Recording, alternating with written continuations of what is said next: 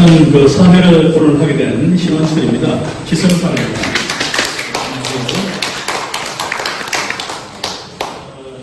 오늘 207회네요. 이 작가를 말하다 문영미 시인을 모시고 1시간 반가량 자유롭게 이야기를 나누도록 하겠습니다. 문영미 선생님에 대해서 좀 소개를 하다 보면 1998년에 시와 시학으로 등장하셨나요? 그리고 독일에서 공부를 하셨어요. 독일에서 아이헨 대학에서 공부를 했고, 독일에서 독일 문학하고 한국 문학하고 비교 문학으로 논문을 쓰시고 그렇습니다. 지금 현재 백석대 종신 교수이십니다. 종신 교수가 뭔지 아시죠? 종신 교수이시고, 그리고 시험 이사이시고, 시집을 오늘 우리가 주로 토론할 이 시집 별이 빛나는 서대문 인무소까지 6권을 발행하셨고, 그리고 번역서, 저서가 좀 많습니다. 그리고 박인환 문학상, 그리고 풀꽃 문학상, 그리고 취업상 수상하셨습니다. 그럼 선생님 잠깐 인사를 좀. 오늘 사랑하는 동기 여러분, 이렇게 귀한 시간을 제게 선물해 주셔서 진심으로 감사드립니다. 현대인에게 가장 소중한 것이 뭐냐고 물으면 시간이라고 하는데, 그 시간이라는 어마어마한 선물을 제게 주셔서 참 고맙습니다. 오늘 저는 참 부족하지만 제가 그동안 살아온 삶과 시에 대해서 진솔하게 여러분들과 함께 나누면서 이 시대에 문학을 하는 사람으로서 또는 시인으로서 우리가 어떻게 살아야 할 것인가에 대해서 같이 함께 나누고자 하고요. 며칠 전에 이란과 이스라엘 전쟁이 발生하지 않습니까? 그래서 그 소식을 듣고 또 여러 썸네일을 읽다 보니까 자꾸 가슴이 아파왔습니다. 먼 지구별 저쪽에서 일어난 사건인데 굉장히 가슴이 아파와서 감기로 걸리는 데다가 그 사건에 대한 또 몰입을 하다 보니까 많이 아파왔습니다. 그렇게 며칠 있다가 그저께 새벽에 꿈을 떴습니다. 꿈에 제가 시를 쓰고 있었습니다. 전쟁에 관한 시를 쓰고 있어서 벌떡 일어나서 이것을 꿈에서 쓴 시를 제가 메모를 해야 되겠다고 해서 새벽에 그것을 적었습니다. 아침에 옆에 함께 있는 남자가 물었습니다. 새벽에 나가서 뭐 했냐? 그래서 제가 꿈에서 쓴 시를 놓치기 싫어서 쓰고 있었다고 했더니 내가 참 별난 여자하고 산다고 혀를 긁고 잤습니다. 그런 이제 순간이 있었습니다. 그런데 저는 전후 세계이고 전쟁을 겪지 않았지요. 그런데 지구상의 여러 곳에서 많은 전쟁들이 일어나고 있고, 그럴 때마다 이 양황의 시대에 시인이 가야 할 길은 무엇이고 어떤 것인가, 이것을 스스로에게 자문해보게 됐습니다. 그러다가 팔레스타인 출신의 무하마드 다루이시라고 하는 시인을 떠올리게 됐습니다. 이 시인은 어릴 때부터 그 팔레스타인 지역이 워낙 그 분쟁적이다 보니까 피난을 자주 하게 되었어요. 어릴 때 피난민들 속에 끼어서 이렇게 보다가 이런 말씀이 들었습니다. 무하마드 다루이시가 한 여성이, 젊은 여성이 다른 집은 다 두고 우리가 피난을 하게 되면 최소의 짐을 꾸려서 하는데, 애기 조통, 음료, 기저귀, 애기고, 애기 턱을 그거만 탁 챙겨가지고 필사적으로 가고 있는 모습을 보면서 굉장히 충격과 감동을 받았다고 합니다. 그래서 이 다윗은 그런 시험을 여러 번 하면서 본인이 결국 시민을 가게 되더라고요. 그래서 1960년도에 날개 없는 새라고 하는 시집을 출간하게 되고 그 이후로 30여 번의 시집을 발간을 합니다. 근데 그 사이에 이분이 다윗이가 일약 세계적으로 유명한 작가로 알려지게 된 것은 등록한다. 나는 아랍인이다. 이런 시를 발표하게 됩니다. 그러면서 수많은 사람들에게 공감을 얻고 위로를 주고 희망을 주고 이렇게 하면서 문학적인 성취를 인정을 하고 프랑스 정부로부터 그 문학 훈장을 받게 되죠. 근데 이분의 인터뷰가 참 인상적이었습니다. 제가 보니까 이분은 인터뷰를 하는데 글을 써라. 그러면 존재할 것이다. 읽어라. 그러면 발견하게 될 것이다. 그러니까 이 글을 쓴다는 것은 우리 인간으로서 존재한다는 그 존엄한 가치를 확인한다는 그것을 인터뷰에서 얘기를 하더라고요. 그래서 제가 오늘 그 위안의 집 서울에서 발간한 거기에 보면 정확한 그 시의 말 그 코너에 나는 시를 쓰는 이 순간 존재한다. 이런 제목을 붙여보았습니다. 여기 계시는 모든 분들이 문학을 좋아하시고 또 시를 쓰시고 시로서의 길을 가시는 귀한 동역자분들입니다. 그래서 우리는 이 시를 쓰므로써 또 글을 쓰므로써 존재하는 그런 일반에 해당되는 거죠. 그래서 저는 독일에서 20대 후반에 유학을 가서 9년간 유학을 했고 또다시 잠깐 학위 받고 한국에 돌아와서 시간 강사를 했는데요. 교수라는 일이 하늘을 별따기보다도 어려운 일이라는 것을 알게 되었습니다. 저는 국어교육학과를 졸업을 했는데 학위는 동문학 박사학위란 말이죠. 그리고 논문은 한독 비교문학이라는 것으로 논문을 썼습니다. 그러니까 공문과에도 배척당하고 독립과에도 배척당하고 심지어 저 부산대학교 모교에서도 받아주지 않고 난 이도도 아닌 참 어정쩡쩡한 경계인이구나. 참 유학 그 소위 속된 말로 고생하면서 독일에서 9년간 살고 공부하고 왔는데 이 한국에 오니까 생사가 없어요. 그리고 종갓집의 종으로서 시공을 버리고 떠나갔다는 그 오명을 뒤집어 쓴 채 유학을 갔기 때문에 돌아오니까 시아버지 시어머니로부터 혼례를 받아요. 거기다가 또 종교 문제에 부딪혀서 아주 막다른 골목에 시달게 되었습니다. 뭐 정말로 박사학위 남편과 둘 다 하자고 했는데 기독교인이라는 이유 때문에 집안에서 쫓겨나게 되죠.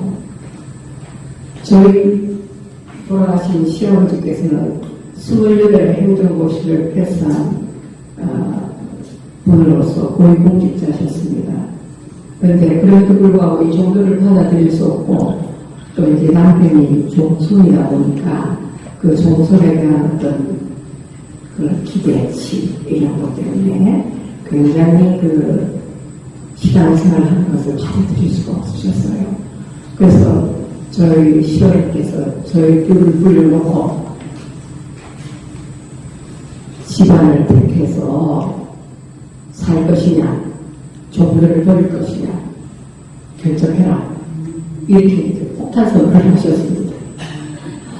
그래서 저는 말할 자격이 없는 겁니다. 남편이 그때 용감하게, 제가 남편이 용감하다는 걸 그때 처음 깨달았습니다. 그전에는 별을 없는 남자였는데요. 아니, 딱 두 눈을 부릅 뜨더니, 아버지, 저가 독일에서 그렇게 힘들 때 지켜준 게 하나님이십니다. 저를 가문에서 빼내도 좋습니다. 고적에서 파셔도 좋습니다. 그러나 이 신앙을 버릴 수가 없습니다. 이제 폭탄성을 하게 되죠. 그래서 시험을 뒤로 낮아빠져가지고 너무 이제 충격을 받으셨어요. 이제 그런 시간을 몇 년을 보내다가 제가 독일에서 이제 그 박사학위 과정에 있을 때 아켄이라고 하는 곳은 독일의 국경지대입니다. 독일과 벨기에와 네덜란드 이 세 곳이 이제 국경지대고 모스크바에서 출발하는 기차가 리스본까지 이 횡단 열차가 지나가는 국경도시인데 그래서 거기에서 이제 유학생활을 하면서 박사 논문 쓸 때 독일 보건대학교에 한국어학과가 있었거든요. 그때 제가 이제 신학 강사를 4년간을 하게 됩니다. 그때도 이제 새벽 바람맞으면서 기차 타고 퀸랩에서 갈아타고 본으로 들어가고 뭐 이런 이제 강사 생활을 하면서 논문을 썼던 때인데 그렇게 이제 그게 1년이 되었고 그때 독일 학생들과 굉장히 교감이 있었고 좋은 제가 좀 반응이 있었던 것 같아요. 그래서 본대학교 한국어과에 교수를 뽑는다고 했을 때 야, 이거 한국에서 소위 말하는 보따리 장사 그거를 하고 앞길이 보이지 않는데 저기에 어플라이해서 그러면 다시 독일로 돌아가나? 이제 이런 고민을 하고 있을 때 남편이 용감하게 가세요. 그랬어요. 그래서 어플라이를 제가 했고 이제 거기서 다시 독일 보원에서 이제 3년간 교수 생활을 이제 시작하게 됐습니다. 그런 이제 삶을 살았는데요.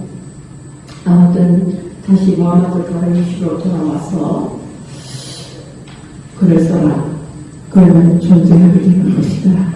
이런 말을 했는데 강의를 들으면서 제가 독일 낭만주의 작가들을 배울 때 그 노블리스라는 낭만주의 신을 접하면서 그때 뭐 그냥 스치듯이 배우는 작가들인데 사람을 사람답게 하는 최고의 예술이 시라고 그랬습니다. 노발리스가.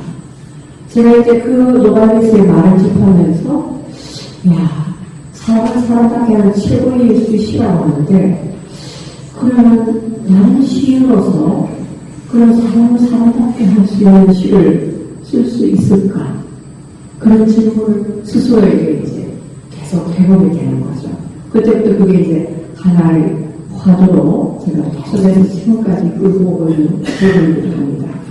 그래서 이 존재 문제에 우리가 다시 생각해 보게 되면은 독일어의 단어 중에서 시를 쓰다라는 단어가 있고 사유하다라는 단어가 있습니다.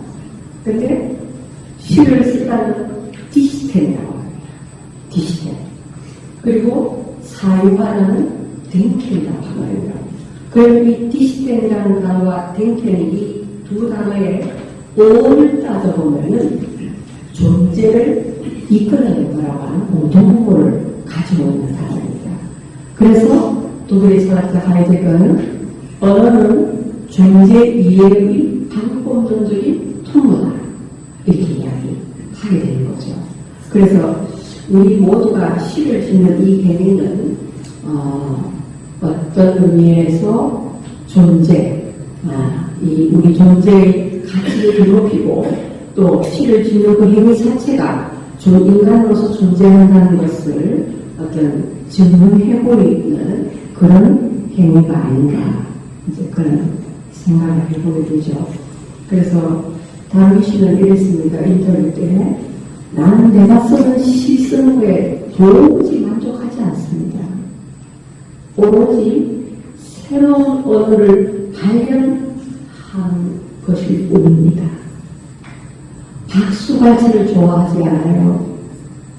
박수는 시인을 시와 등지게 하는 것입니다.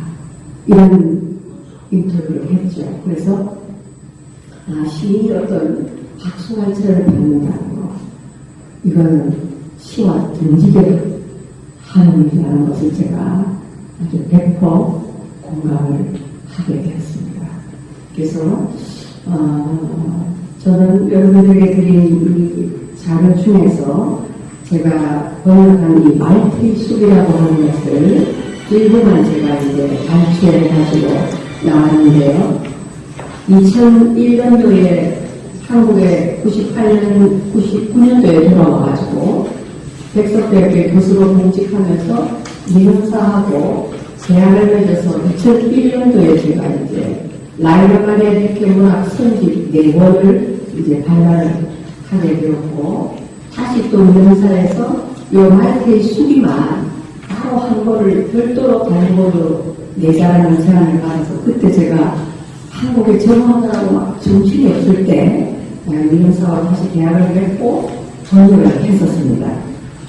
그런데 돌아보니까 너무 오염이 많고 제가 틀린 부분도 있고, 또 독일에 오랫동안 12년간 있다 보니까 제 문체가 이 수동체 문체로 바뀌더라고요. 그래서 그때의 그 문체를 보니까 수동체가 많고 이거 수정을 한번 바꾸해야 되겠다라고 생각을 하고 있는데, 마침 민원사에서 이제 한 20년이 넘었으니까 다시 한번 리뉴얼하는 입장에서 하시면 어떻겠냐고 작년 말에 제안을 했습니다. 그래서 겨울 방학 내에 다시 이 말테이 숲을 들고 번역을 해서 이제는 역자로서 제가 독자분들에게 조금은 면이 설 것 같습니다. 그때는 오육투성이었고 많은 수동체 문장과 이런 게 있었는데, 그래서 이 4월 25일자로 이 책이 나왔습니다. 그래서 앞부분을 제가 발췌를 했는데요. 발췌를 한 이유는 이 라이너 마리아 릴케라고 하는 이 대문호가 젊은 시절에 썼던 이 말테이 숲이, 여기에서 제가 번역하면서 이 작가에게 배운 것, 그리고 이 배운 것을 지금도 저는 끝없이 몸부림치면서 이렇게 해야겠다라고 제가 하고 있는 부분이기 때문에 여러분들과 같이 함께 나누고 같이 함께 생각해보고 싶어서 출력을 해왔습니다. 12쪽에 거기 보시면은 이 말테이 숲이는 계속해서 이 주인공 말테가 보는 법을 배우고 있다. 이것을 되풀이해서 이 문장이 반복되고 있습니다. 보는 법을 배우고 있다. 그러면서 이 청년 28세의 말테는 얼굴에 대해서 지금 표현을 하고 있는데요. 제가 그 밑줄 부분 잠깐 읽겠습니다. 이 세상에 얼마나 많은 얼굴들이 있는가를 한 번도 의식한 적이 없었다. 엄청나게 많은 인간들이 살고 있지만 얼굴은 그것보다 훨씬 더 많다. 누구나가 여러 가지 얼굴을 가지고 있기 때문이다. 하면서 이렇게 쭉 얼굴에 대한 표현을 나오는데, 뒤에 가보면 재밌는 게 개가, 그 집 주인이 기르는 개가 주인의 얼굴을 하고 돌아다닌다는 그 표현까지 나오고 있습니다. 굉장히 이 말테가 대상을 천착해서 그것을 보는 눈이 얼마나 깊고 예리하냐 하는 것을 이 글을 제가 번역하면서 느끼게 된 거죠. 그래서 끝없이 보는 법을 배우고 있다, 보는 법을 배우고 있다, 이게 반복되고 있고, 이제 그 다음 페이지를 넘어가 보시면은 26쪽과 27쪽에 보시면은 닐트의 체험적 시간이 여기서 이제 탄생을 하는 겁니다. 체험론적인 시간이 나오게 되는데요. 그러나 사람이 젊어서 시를 쓰게 되면 훌륭한 시를 쓸 수 없다.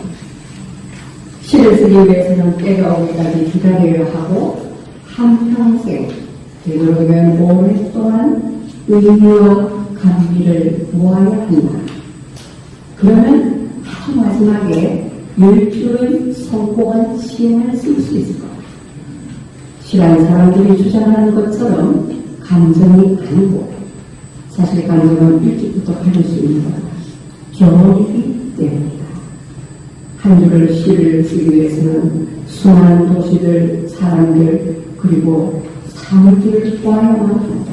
그러니까 되도록이면 시인이라면 수많은 체험을, 경험을 많이 쌓아야 된다는 것을 이렇게 강조하면서 그 다음에 이제 넘어가 보시면 이제 그렇게 해서 쌓이는 경험과 추억들이 쌓이겠죠. 추억이 많으면 그것을 잊을 수도 있어야 한다. 그리고 그 추억이 다시 살아날 때까지 기다릴 수 있는 큰 인내심을 가져야 한다. 왜냐하면 추억 그 자체만으로는 시가 될 수 없기 때문이다. 그 추억이 우리들 몸속에서 피가 되고 시선과 몸짓이 되고 이런 것이 우리들 자신과 구별되지 않을 때에야 비로소 몹시 드문 시간에 실 한마디가 그 추억 가운데서 머리를 들고 일어서 나오는 일이 일어날 수 있다. 이게 이제 이렇게 체험론적인 시간이라고 할 수 있겠습니다. 그래서 진통하는 임산부 옆에도 있어봐야 되고 쓰러진 교통사고 환자 옆에도 있어봐야 되고 이런 어떤 경험들을 많이 해야만 소위 내면의 근육이 쌓인다는 것을 이렇게는 강조하고 싶었던 것 같습니다. 그래서 계속해서 보는 법을 배우고 있다는 거죠. 보는 법을 배우고 있다. 그래서 우리 내면을 아주 튼튼하게 그 근육을 쌓아야 된다. 이런 이제 것을 강조하고 있는데요. 이렇게 가철원 씨에게 보내는 편지라는 또 좋은 책을 썼습니다. 그게 1929년도에 나온 책인데요. 젊은 시인 이제 카푸스라는 시인에게 시쓰기에 대해서 젊은 시인이 물으니까 리스가 엄청난 답을 하는 거죠. 방법은 하나뿐입니다. 당신의 마음을 들여다보세요. 내면으로 들어가세요. 글을 쓰지 못할 바에야 차라리 죽음을 택할 것인지 생각해보세요. 이런 어마어마한 주문을 젊은 시인 카푸스에게 하게 되는 거죠. 그래서 저는 이렇게 이 젊은 시인에게 보내는 편지라는 이 책을 읽고 저에게도 그런 거 쓰면은 너 죽을 수 있어? 이런 질문을 스스로에게 했을 때 대답할 수 없었습니다. 목숨 거는 글쓰기? 그게 가장 필요한가? 이제 그런 생각을 하면서 그러나 그런 비장함도 없고 목숨을 걸는 그런 각오도 없지만 쓰지 않으면 안 되는 그 우리 내면 깊은 곳에서 올라오는 그 뜨거운 뭔가가 있지 않습니까? 여러분도 다 글 쓰고 시 쓰고 계시지만은 이제 그런 힘에 이끌려서 시를 쓰고 있고 쓰는 그 순간에 우리는 시는 존재하게 되는 것이다. 그런 생각이 들어요. 이제 김수영 시인의 시도 제가 참 좋아하는 시인 중에 한 분인데 이분은 이제 시의 춤을 뱉으라는 그런 글을 썼지 않습니까? 거기서 이것도 이제 굉장히 가격한 말씀을 하죠.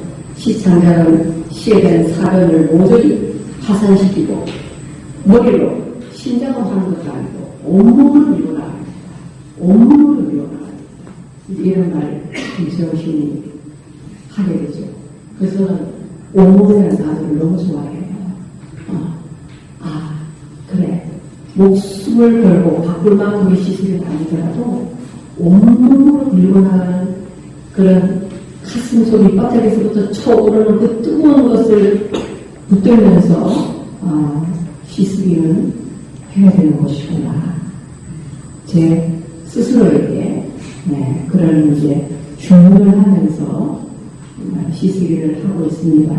그런데 아시다시피 저는 99년도에 백석대학교의 부름을 받고 와서 경계이었던 제가 백석대학교 교수로 부름을 받았는데요. 돈도 없고 백도 없고 아무것도 없습니다. 국문과도 아니고 동문과도 아니고 참 애매모호하죠. 그런데 백석대학교가 마침 그때 신설 과가 국문과가 생겨났고 거기를 제가 독일대학에 있을 때 남편이 이력서를 들고 대학마다 돌아다녔는데 그 하나가 백석대학교였습니다.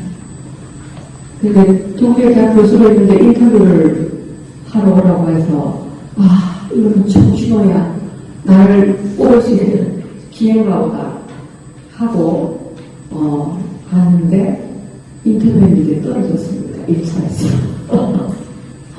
떨어졌는데 어디서 떨어졌냐면 졸업생 환송사 신입생 환영사를 쓰라고 하더라고요. 다 끝나고 난 뒤에 그 원고지를 탁 던져주는데 다른 지원자들은 다 쓰고 나왔습니다. 저만 못 쓰는 거예요. 수십 년을 독일어에 올인해가지고 안 되는 머리를 취업하면서 독일어 했는데 한글로 신입생 환영 총장이 돼서 환영사 써라. 졸업생 환송사 쓰라고 하는데 그걸 아무리 쓰려고 해도 다 하지 않는 거예요. 그래서 1차 깜빡했습니다. 그래서 이제 2차 이 학교는 환송사 환영사를 준비해야 되는구나 알고 이제 큰 준비해서 2차 제도를 했습니다. 그렇게 해서 마침 신설과이기 때문에 제가 정말 천신조로 백성을 이제 본을 받았습니다. 그런데 저는 그때 이 백석대학교에 들어갈 때 기도를 했습니다. 똥백도 없고 돈도 없고 학과도 동문과도 아닌 배석당한 상태에서 이 저를 뽑아준 이 대학에 무엇으로 간사를 해야 할까? 이 간사를 해야 되는데 그래서 주님 앞에 서원을 했죠. 이 대학은 너무나 고마운 대학이니까 주님 이 감사의 마음을 이 대학을 노래를 하는 순간까지 저를 꼭 붙들어서 이 마음 그대로 간직하고 취직하게 해주세요. 이 기도를 제가 이제 주님 앞에 서원 기도를 이제 드렸습니다. 드리고 들어갔는데 1년 있다가 학교에서 보직을 줘요. 시설 보직이었습니다. 이런 걸 해야 되나? 그렇게 되고 규정도 그래야 되는 거더라고요.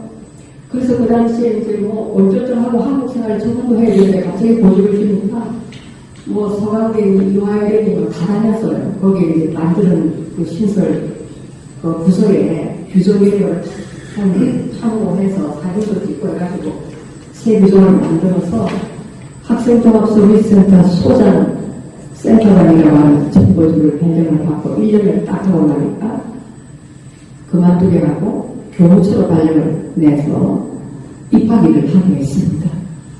입학은 또 뭐야?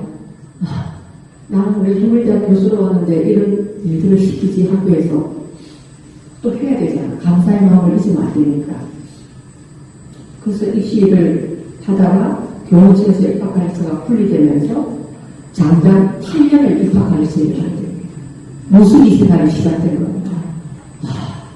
정말 새벽 4시에 일어나서 준비하고 이 서울 경기 일대에 미신계 고등학교에 그 예배인들을 제가 다 해야 되는데 정말 시험을 들었습니다. 이 교수가 새벽에 4시에 일어나서 준비해가지고 입학 공목을 잔뜩 차리시고 이화여고를 갑니다. 가면은 정교생 대강당에서 예배를 같이 드리고 5분 남은 시간 동안에 입학 학교 오고 하나대로 내려올 이 일을 해야 되는 거예요. 그러니까 시험을 들어요, 제가. 고3 담임 선생님한테 이 입시 홍보를 하고 기념품 들고 올라가야 되잖아요, 또. 이런 생활을 8년을 하고 나니까 영혼이 틀리기 일보 직전이에요. 막 나가면 경쟁인 겁니다. 전부 대학들마다 경쟁이고 걔네를 또 키우는 순서대로 대학이 무너진다는 소리는 들리고, 야, 이거 큰일 났다. 나 때문에 대학 못 하는 거 아니냐고 이런 생각도 들리더라고요. 김밥 몇 그릇 터진 거 차에서 먹어가면서 3학년 부장 선생님 오라는 시간에 맞추어서 5층까지 기념품 들고 올라가야 되지 않습니까? 그런 생활을 이제 또 8년씩이나 하는 겁니다. 근데 간혹가다가 시험을 들었지만 재밌게 했습니다. 재밌더라고요. 또 열심히 하다 보니까 매우 재밌고, 그래서 이제 토요일로 나가니까 제 남편이 살짝 저를 의심하기 시작했습니다. 저 여자가 토요일마다 그렇게 이쁘게 차려입고 어딜 나가나. 네? 그래서 한 번은 일산에 있는 고등학교를 가는데 남편이 돌아가겠다고 나서는 거예요. 이제 의심이 들어가지고, 그래서 당신 따라오려면 입시 요강 독파해야 되고 설명 다 해야 되는데 괜찮겠어요? 할 수 있다고. 그래서 남편하고 일산을 간 겁니다. 가는데 그때까지만 해도 하고 저희는 그 모습을 무시해요. 남편한테 대학교에 달려가지고 같이 딱 3년 교무실에 들어가니까 선생님들이 남편한테 물을 몰려가고 저한테 오래 가는 거예요. 그래서 남편 보고 입시 요강 설명해달라고 하니까 남편이 엄청 당황하는 거죠. 그래서 저는 저분을 모시고 온 사람이고요. 저분한테 물어보세요. 그래서 저한테 토스를 얼른 해줘서 제가 이제 입시 설명을 하고 오늘 그런 해프닝도 있고 했는데, 그 이후로 남편이 1절 저의 입시 생활이 하는 일에 대해서 한마디도 이제 카톡부터 말하겠습니다. 야, 마누라 불쌍하다. 정말 그렇게 개고생해가 독일에서 공부하고 왔는데 고등학교 가서 3학년 선생님들한테 고개 고실거리고 뭐 새벽에 뛰쳐나가고 미쳐도 보통 미친 여자가 아닌데 나와줘야 되고 이해가 되는구나. 이제 이해하게 된 겁니다. 본인이 같이 가다 보니까. 근데 그런 상황 속에서 제가 이렇게 말씀드리는 것은 학문과 행정과 시, 이 너무 안 어울리는 것들이거든요. 그러니까 저희 대학 교수님들이 그러셨어요. 야, 문 교수, 시인인데 학교 행정을 그렇게 어려도 되나? 네. 이제 그런 질문을 하기 시작해요. 그래서 제가 시적 행정을 하면 되지 않나요? 그래서 행정이 뭐 별거 있나요? 시적으로 행정하면 되지. 시가 뭔데요? 제가 웃으면서 이제 그렇게 얘기도 하고 했습니다. 아무튼 학원가 시는 굉장히 이성과 감성을 이루는 일인데, 그런 생활을 10수년을 하다 보니까 학교에 행정을 할 때는 그 시간에 집중해서 올인하고, 1시간이 남든 또 2시간이 남으면 수많은 귀한 시들이 오는 것을 다 읽고 또 묵상하고 하는 그 시간을 놓치지 않고 이제 지키면서 감성의 영역에서 넘어설 때는 이성의 영역으로 넘어갔다가 다시 행정의 영역으로 갔다가 이런 삼각형의 구조생활을 이제 하게 됐습니다. 그러나 결국은 저의 본능은 시인이고 이것을 있어서는 안 되고 축은 분명히 이 시인들이 있는 것이라는 것을 제가 다시 한번 저 스스로에게 하면서 노벨문학상 수상작가 오르안 파묵이라고 하는 터키 작가인데요. 이분이 아주 멋진 말을 했습니다. 시인은 신이 말을 걸어주는 사람이고 소설가는 신이 말을 걸어주지 않는 사람이라고 해요. 그러니까 시인은 신이 말을 걸어준다고 하고 얼마나 대단한 존재입니까? 우리 인간이 감히 신이 말을 걸어준다니 엄청난 존재죠. 이제 그래서 야, 시인은 정말 대단한 존재구나 이런 생각을 하면서 어느 날 파묵을 생각하다 보니까 또 다시 독일 낭만주의 시대에 힐들이라고 하는 시인의 시인인 이 작가가 생각이 떠올랐습니다. 이 힐들이라고 하는 이 시인은 살아생전에는 자신의 작품을 인정을 전혀 못하겠어요. 2살 때 아버지가 뇌졸중으로 세상을 떠나고 어머니가 또 운 좋게도 시의 시장님하고 지원을 해서 유복한 생활을 하게 되는데 그 어머니마저 또 남편이 얼마 있어서 또 세상을 떠나게 됩니다. 그 두 번의 아버지, 의붓 아버지의 죽음, 친부의 죽음, 그런 생활 속에서 이제 어머니가 방황하는 과정을 겪은 걸 보면서 벨저리는 고민하고 방황하기 시작하는 거죠.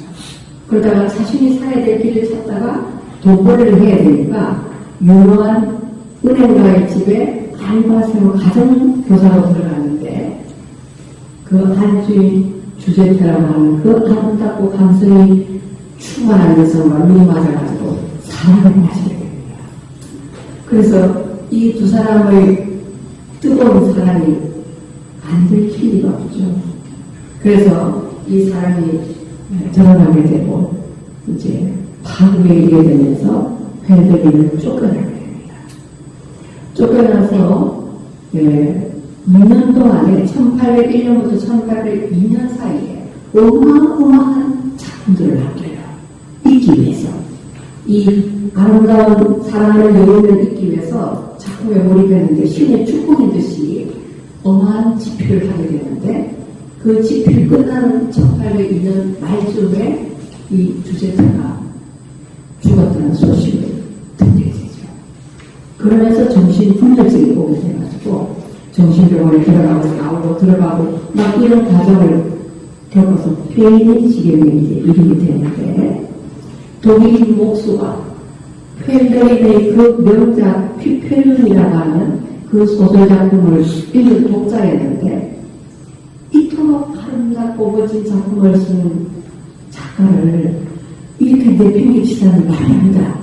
그렇게 해서 이 펠더인을 자기 집으로 모셔와서 36년간 집정성으로 모셔서 펠더인이 목숨을 유명하게 됩니다.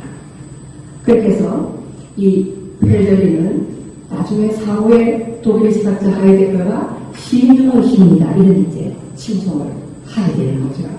근데 제가 오랜 파목을 이야기하면서 왜 펠더인으로 돌아왔냐 하면은 이 펠더인이 또 시인에 대해서 그 당시에 언급하기를 굉장히 멋진 말을 남겼습니다. 시인은 신의 사생과 마찬가지다. 신과 인간을 연결시켜주는 중간 매개자라는 그런 어마어마한 말을 합니다. 오늘 파묵도 그러잖아요. 신이 말을 걸어주는 것이 시인이라고 하는데 펠더인도 신과 인간의 중간 매개자가 신이잖아요. 그래서 정말 시를 사랑하는 여러분이나 또는 시를 쓰는 여러분들이나 우리 이 시인이라는 이 존재는 정말 대단한 존재인데 대단한 만큼 우리가 시인으로서의 그 어떤 책무도 같이 공감되지 않습니다. 이제 그런 생각을 함께 해보게 되고요. 그래서 얼마 전에 서정춘 시인께서 랑이라고 하는 좋은 시집을 출간하셔가지고 저에게 시집을 보내줬는데 그 시를 읽다가 갑자기 심쿵했습니다. 번개와 시라고 하는 시를 읽고 가슴이 쿵 하는 거예요. 제가 잠깐 읽어보겠습니다. 어떤 번개는 우레 소리 받아서 한 그들 초대에다가 걷자. 타버린 습성이 있다. 놓친 시도죠. 그런데 제가 심쿵하는 거예요. 왜냐? 시는 물론 읽었어도 시가 나올 수 있지만은 저의 경우는 번개처럼 오는 것 같습니다. 어느 날 갑자기 폴발레리가 시 저주는 신이 내려준다고 했듯이 번개처럼 시가 가슴을 치고 들어올 때가 많거든요. 저의 경우에는. 그래서 서정춘 시인께 정말 감사하다고 제가 말씀을 드리고 했는데 또 서정춘 시인은 풍월 일기라고 하는 시에서 시를 일컬어서 소리 없는 평론가라고 명명을 하시기 때문에 우리 시인들은 소리 없는 평론가구나. 정말 대단하다. 이런 생각을 하면서 자부심도 느끼면서 동시에 저런 정도의 시인이 되려면 얼마나 내면의 능력을 키우고 본능을 키워야만 이게 도달할 수 있는 길일 것인가. 참으로 무서운 길이 아닌가. 그런 생각을 해보게 됐습니다. 끝으로 독일 전후 독일들에게 상을 잘 받았던 작가가 있습니다. 고트프리드 벤이라고 하는 작가인데요. 이 고트프리드 벤은 1, 2차 세계대전 중에 평생 모두 잃었고 안에 와서 사망하게 됩니다. 그야말로 절망이죠. 폐허가 절망의 한가운데서 벤이 던진 질문이 두 가지입니다. Kann das Gedicht die Welt ändern? 시가 세상을 바꿀 수 있을까? Kann der Dichter die Welt ändern? 시인이 세상을 바꿀 수 있을까? 이 화두를 던집니다. 그리고는 이분이 그 질문 던진 이후에 폐허와 절망을 딛고 다시 창조의 환희를 되찾아서 시 창작에 임하게 되었습니다. 그래서 오늘 여러분에게 던지는 그 질문이 시가 세상을 바꿀 수 있을까? 우리 시인들이 세상을 바꿀 수 있을까? 한쪽 지구별로 저쪽에는 야만 시대가, 폭력의 시대가 진행이 되고 있는데 과연 우리 시인들은 어떤 길을 택해야 되고 어떤 시를 써야 할 것인가에 대해서 같이 함께 고민해보고 좋은 시를 통해서 세상을 좀 더 따뜻하고 아름답게 바뀔 수 있기를 소망합니다. 1부 이렇게 해서 마치겠습니다. 고맙습니다.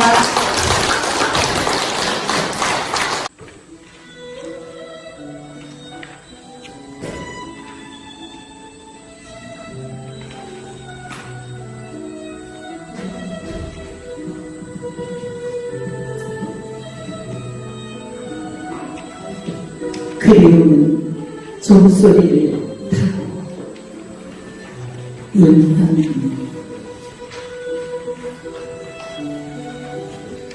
수창살에 둘러싸인 그대가 흘렸던 눈물과 땀, 전신에 박힌 고독과 슬픔이 애원함과 마지막 꽃을 피우고 쓰러진 시간의 쪽배를 타고 내게 당도하였다.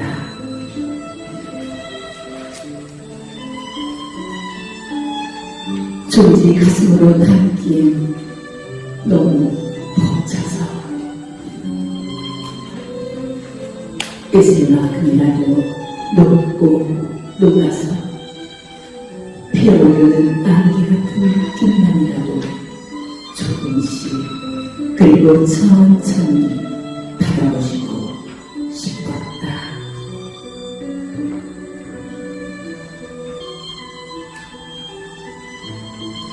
어쩌면 풀꽃 같거나 솔갈 같거나 아니면 저 같은 생의 바구니에 담기에 대책 없이 구멍이 숭숭 나 있어서 그냥 벌써 주저앉아 버리고 싶기도 하였다. 하지만 가파른 벽안에선 그대 가슴 언저리에 높고 단단하고 빛나는 것들이 맴돌고 있어서 듣기 찬 마음을 모두 붙들어 차고 정답을 쌓는다.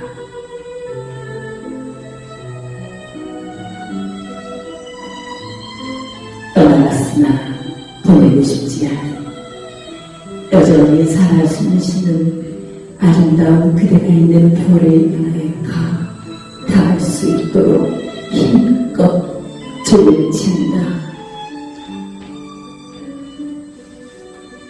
긴 전망에 쌓인 연무소인 구석구석을 지나 산 넘고 강을 건너 온 누리에 퍼져나가는 종소리. 꿈에서라도 만나고 싶은 그대. 전혀 들으십니까?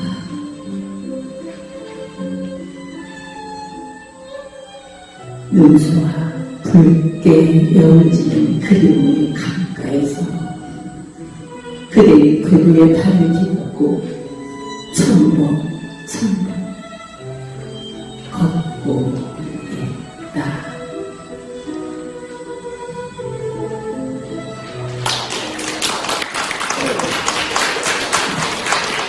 문혜미 선생님 오늘 강의 참 잘 들었습니다. 제가 일어선 것은 아까 마지막으로 선생님께서 시가 세상을 바꿀 수 있는가 또는 시인이 세상을 바꿀 수 있는가 이런 이제 질문을 스스로에게 또는 여기 있는 모든 청자들에게 하시는 것 같았어요.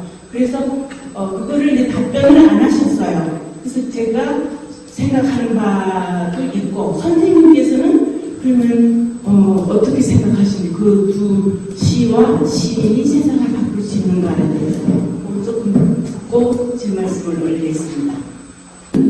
고맙습니다. 같이 고민해보고 싶어서 던진 질문인데 저는 시가 세상을 바꿀 수 있다고 믿습니다. 그러면 그 근거는요? 자, 사실은 좋은 그림 앞에서도 사실은 눈물이 나더라고요. 좋은 그림 앞에서도 좋은 음악을 들었을 때도 행동으로 움직이게 되는 몸짓으로 나타나는 그런 게 있는데 시는 사람의 심장에 가닿으면은 심금을 울리잖아요. 무형금을 키울 수 있는 겁니다. 돈으로 사람을 움직일 수 있을까요? 어느 정도는 움직일 수 있다고 보고 어떤 자기가 가지고 있는 권력 그 힘으로 사람을 일정 기간 움직일 수 있다고 보는데 사람의 그 심금을 울려서 그 속에서 무형금을 켜는 정도까지 가는 것은 시다. 저는 그런 믿음을 가지고 정말 좋은 시를 한 편 써서 그 시들이 많이 이 세상에 퍼져나가서 그런 시를 읽은 분들은 절대 야만의 시대를 그냥 관광하지는 않을 것 같아요. 어떤 형태로든. 네. 그런 소망을 가지고 저는 시를 쓰고 있습니다. 네, 여기 시를 쓰시는 우리 모든 사람들이 다 그 말씀에 100% 이제 동의하고 공감하면서 제가 생각하는 바는 우리 시가 몇 명의 시인들에게 또는 몇 명의 독자들을 정말 감명시키고 사람 자체를 바꿀 수도 있다고 생각을 해요. 근데 정말 세상을 바꾼다. 이 어마어마한 사실은 저는 가능한 게 뭐냐. 성경이 시입니다. 또 불교는 시예요. 또 공자님의 여러 말씀이나 또는 시경에서나 이런 시들이 정말 이 지금의 모든 인류를 변화시키는 게 이런 종교적 의식이기도 하지만 그 속에 시경, 불경, 성경 속에 우리 인간의 마음을 모두 통합시키고 바르게 인도하는 면에서 시가 세상을 바꿀 수 있다. 크게 생각합니다. 네, 감사합니다. 사실 예수님이 시인이세요. 제가 기독교 신앙을 가지고 있는데 예수님은 정말 멋진 시인이시더라고요. 네. 성경을 보시면은 대부분이 비유적인 표현으로 나오고 있고 예수님 말씀이 다 비유적인 표현으로 나오고 있는데 예수님 시인이시죠. 그 성경이 지금까지 가장 많이 이 세상에서 읽혀진 책이고 베스트셀러고 그것이 또 그것을 읽는 자들이 많은 과업을 보내왔고 전쟁도 일으키고 했지만은 그래도 결국은 일흔 번 일곱 번이라도 용서하라는 예수님의 말씀, 또 그리고 예레미야서 29장 11절에 보면은 여호와 하나님의 말씀이다. 너를 향한 내가 하는 말을 내가 하나니 평안이요 재앙이 아니라 너에게 미래와 희망을 주려고 한다 하는 예레미야서 29장 11절에 있습니다. 요즘 제가 그 구절을 묵상하면서 한 주간을 지내고 있는데요. 그런 예수님의 그 말씀으로 이루어진 성경은 지금까지 우리 인류를 구원하기 위해서 오셨고, 또 많은 분들이 그걸 통해서 구원을 받고 또 삶의 새로운 터닝 포인트를 맞고 있지 않나, 그런 생각을 해보게 돼요. 2007년도에 국어국문학과 교수들과 함께 학생들 현장 탁사차 서대문명호소를 가게 되었습니다. 갔는데 뭐 어마어마한 사람들이 줄을 서 있고 육사 학생 생도들도 줄 서 있고 뭐 대단한 곳이 나왔구나 그런 생각을 하고 어쨌든 한가운데 들어갔는데요.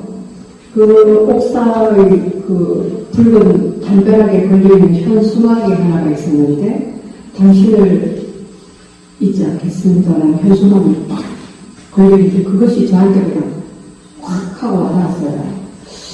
그러면서 평소 구석구석을 여기 이제 그 고정이라고 하는 여교수가 이렇게 안내를 하고 저도 듣고 따라가고 학생들도 같이 가고 이렇게 했는데, 자꾸만 가슴이 먹먹해오고 막 일어날 수 없는 그 마음의 미어짐 같은 게 막 와서 제가 우리 동료 교수에게 미안한데 저는 같이 지금 못 걸을 것 같으니까 학생들 데리고 가시고 답사하시고 저는 여기도 혼자 앉아서 이따가 조금 마음 추스리고 걷겠습니다 하고 이제 저 혼자 남아서 조금 마음을 진정시키고 다시 이제 그것을 조용히 하나하나 정말 빈을 새기듯이 그 현장을 제가 오랫동안 있었습니다.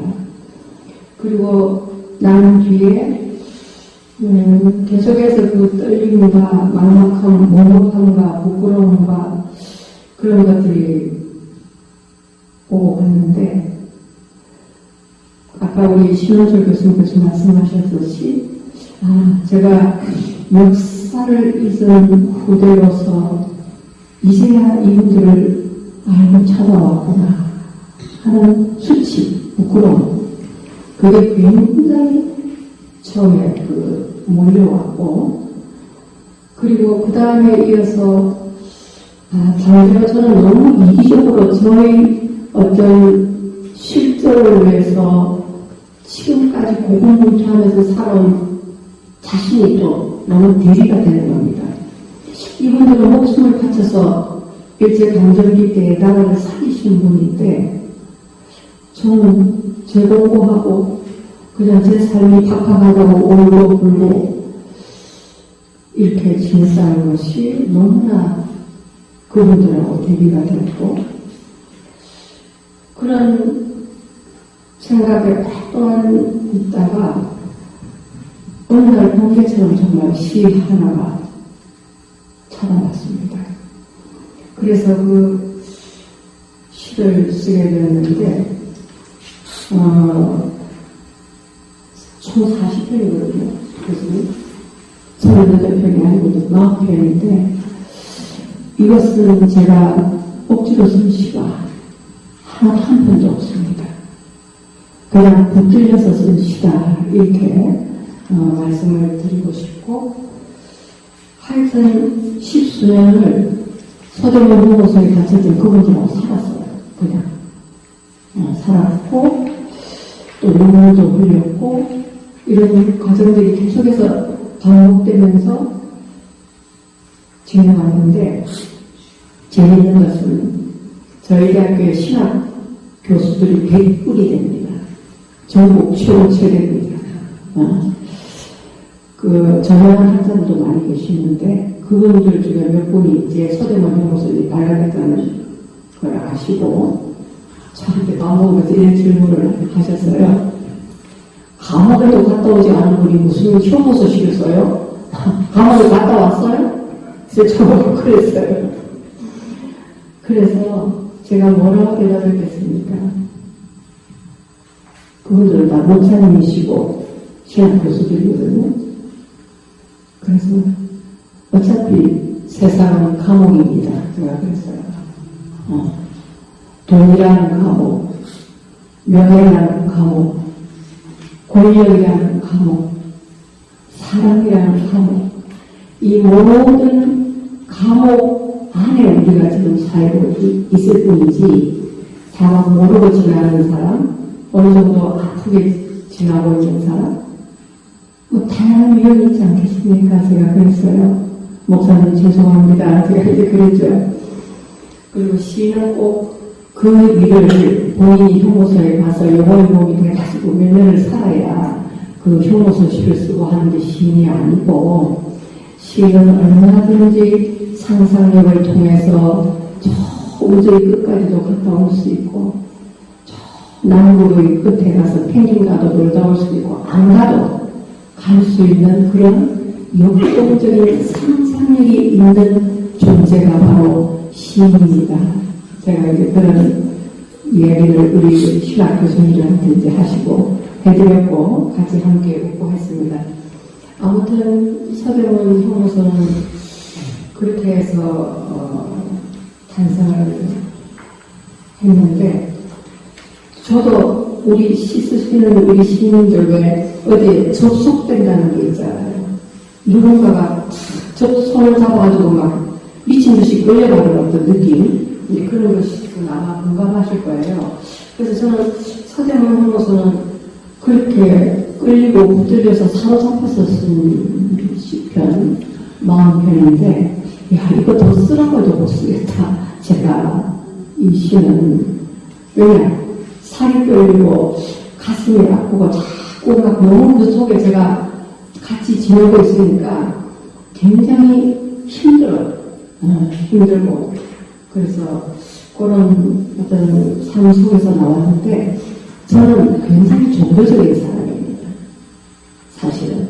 제 종교 이력을 보면 20대에는 불교에 심취해서 절에 가서 참선을 하고 불교를 배웠거든요. 그때는 삶과 죽음의 문제에 부딪혀서 13살에 아버지께서 갑자기 세상을 떠나시는 바람에 죽음의 문제와 함께 사춘기 때에 아주 심각하게 부딪혔고요. 제가 유학 갔던 또 시절에는 28세의 남동생이 연세대학교 총학생회 고문이었을 때 또 동행을 했습니다. 그러면 두 번의 죽음과 맞닥뜨리고 하면서 이 삶과 죽음의 문제에 대해서 많이 고민하고 방황을 하면서 극복하고 싶어서 제일 먼저 찾았던 게 불교. 그래서 제 시편 속에는 불교적인 세계관이 녹아든 시들이 제법 많습니다. 그런데 독일 유학 가서는 또 성당을 다니게 됐어요. 제가 있었던 아헨이라는 곳이 그 캐톨릭 유학생회가 굉장히 활발했어 보여서 공부 마치고 들어오면 그 성당에서 지낸 그 얼음 안개가 막 북극에서 얼음 안개가 막 눈에 보일 정도로 추위가 몰려올 때 성당에서 종소리가 치면 거기에 들어가서 그냥 앉아서 외로움과 가난함과 이런 것을 위로받고 싶은 마음이 간절해서 그냥 성당에 들어가서 앉아서 있다가 나오고 했었는데, 그 캐톨릭 바렌집에서 거기서 경신성사까지 받고 아고니스라고 하는 연세관까지 받았었습니다. 그래서 거기에 힘이 빠져가지고 취전 가고 뭐 이렇게 하면서 신앙생활을 했는데, 그것이 지켜줬고, 근들이 저를 지켜줬고, 이제 한국에 돌아와서 백석대학교에 오니까 이 대학은 또 개신교 대학이라 이제 또 신앙을 바꿔야 되는 그런 때가 되어서 제가 배지성이라는데 이런 거를 성질을 찾아가서 신부님께 고백성사를 드리고 했더니 신부님이 명답을 주셨습니다. 인생에서 먹고 사는 문제 외에 더 중요한 게 있습니까? 가서 교회에 열심히 다니시고 그 대학 나오셔가지고 성당에 오고 싶으면 그때 오세요. 이렇게 신부님이 고백성사하니까 그 말씀을 해주셨어요. 그래서 정말 편안하게 신부님의 말씀으로부터 힘을 얻고 이제 했는데 그냥 종신교수가 되어버려서 성당으로 돌아갈 수는 없게 되었고, 사실은 성당 다닐 때 제 남편이 핍박을 많이 했습니다. 그 못 다니게끔 핍박자였어요.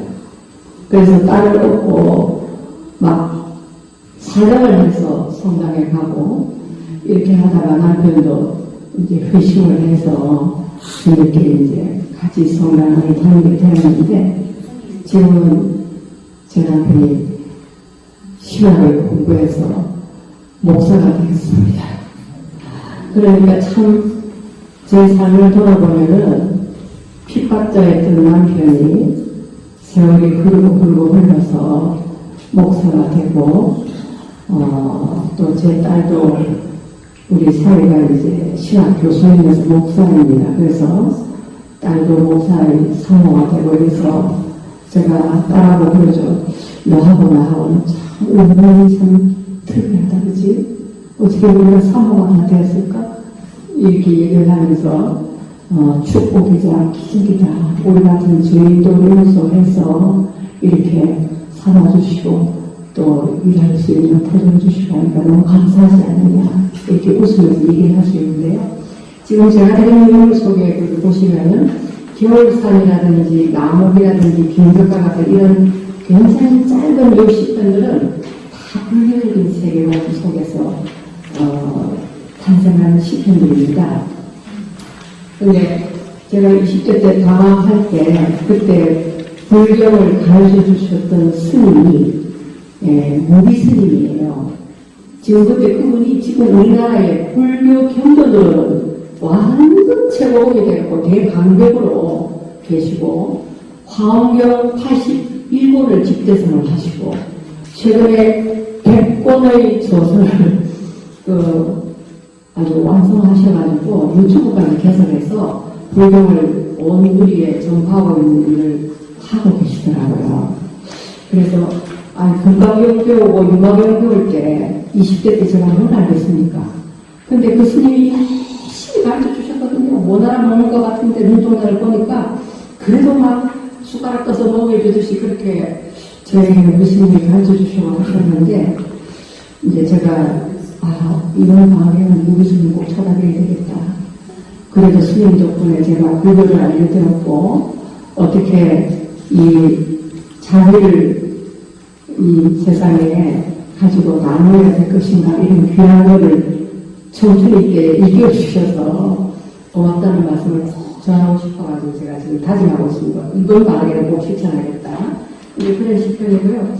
그래서 쭉 신앙 시편이 이제 나오는데, 제가 11권의 시집 중에서 한 권은 제가 믿는 창조주께 봉헌을 해야 되겠다고 한 게 이제 그날이 멀지 않다라고 하는 신앙 시집을 딱 한 권을 내는 그게 6번째 시집입니다. 이제 창조주께 봉헌을 해드렸고요. 뜻밖에도 그 한편이 교과서에 이제 시기도 했고, 그렇습니다. 그러다가 이제 여기 사막팀에 아주 훌륭한 시인분들 계시는데, 사막 시리즈에 빠져가지고 사막 시를 좀 쓰게 되었습니다. 그게 이제 깊고 푸른 섬 7번째 시집에 이제 사막이 주로 좀 많이 나오고 있고, 다시 이제 돌아가서 8번째 시집인데 사랑이 돌아오는 시간이죠. 사랑이 돌아오는 시간도 이렇게 하고, 10번째가 이제 몇 번째 찬양, 그리고 지금 유일한 서적을 보면서 이 시집이 이제 11번째 시집으로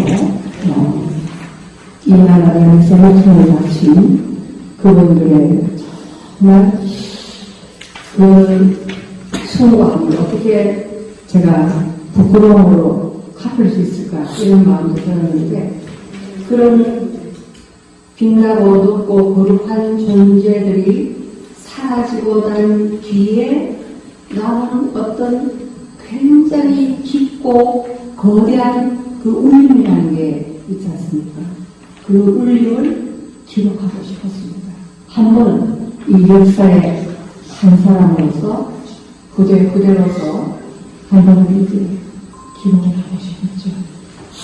그분들의 못다 하신 말 감옥 속에서 제가 대신 시로서 표현해서 갚아드리고 싶다. 그런 마음이 있습니다.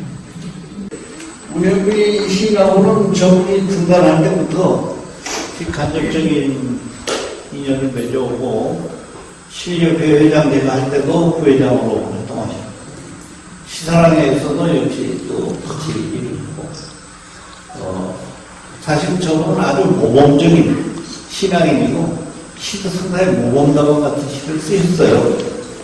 근데 이번에 별이 빛나는 그 서대문 형무소는 그것을 뛰어넘어서 뭔가 우리 깊은 곳에서 터져나오는 그런 울음소리 같은 것이 들어있어서 문현미 시인의 시로서는 상당히 예외적인 시다 이렇게 생각하고 이 시집이 문현미 시인의 시력에서 이미 10권의 시집을 내셨는데 중요한 분기점을 이룰 것이다 이렇게 생각합니다.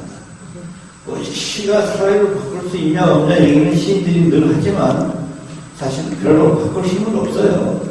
힘이 있다면 사람의 마음을 움직이는 그런 힘이 있고 그 움직임이 이제 울려 퍼지면서 거기서 힘이 나오겠죠. 근데 이 별이 빛나는 서대문 형무소 처음에 제목을 그냥 서대문 형무소 그래서 제가 그거 안 된다. 별이 빛나는이 들어가야 거기 유관군이라는 인물이 있고 그리고 이분이 거기에 감흥해서 시적인 울림이 터져나온 것으로 이해될 것이다 이렇게 생각을 했습니다.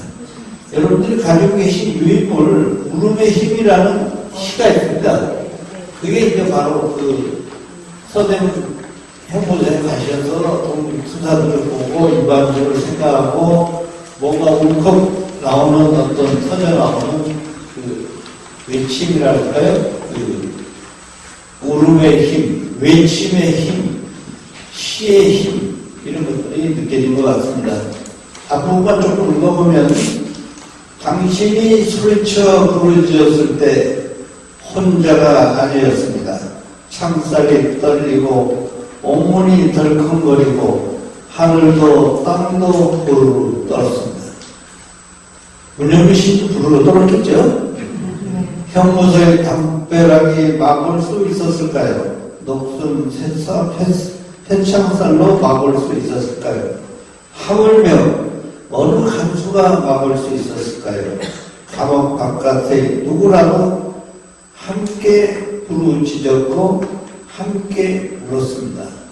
여기서 문현미 시인의 외침의 소리가 유관순의 독립맞은 소리가 합쳐지면서 이 시가 서대문 형무소를 여기서 독립운동하고 희생당한 많은 우리 성국 지사들 이런 분들의 소리로서 우리에게 울려나오고 이 시대에도 살아있는 이런 외침을 전해주는 그런 시집이 되지 않을까. 그래서 저는 개인적으로 이 시집이 상당히 중요한 의미를 가지고 있다 이렇게 생각해서 지금 뭐죠? 수요문화 광장도 뭐 해보시는 게 어떻겠느냐 이렇게 생각합니다. 이 시집이 이런 힘이 없었다면 이런 거 하다고 제안도 안 했을 것이고 또 말씀도 안 드렸을 것이고 이 시집 초별지를 보면서 이 시집에는 엄청난 에너지가 축되어 있다 이렇게 말씀드릴 수 있겠습니다. 네, 감사합니다. 여러분, 참 부족한 저의 삶과 시에 대해서 이렇게 귀한 시간 함께 해주셔서 정말 고맙습니다. 끝으로 정말 시인 중에 시인이라고 하는 펠들린 묘비명에 적혀있는 운명이라고 하는 마지막 유언을 제가 낭송해 드려도 될까요? 네. 운명. 폭풍 중 가장 성스러운 폭풍 가운데 나의 감옥벽 무너져 내리기를 또한 내 영혼 한층 찬란하게 그리고 한층 자유롭게 미지의 세계로 물결쳐 가기를. 여러분 고맙습니다. 감사합니다.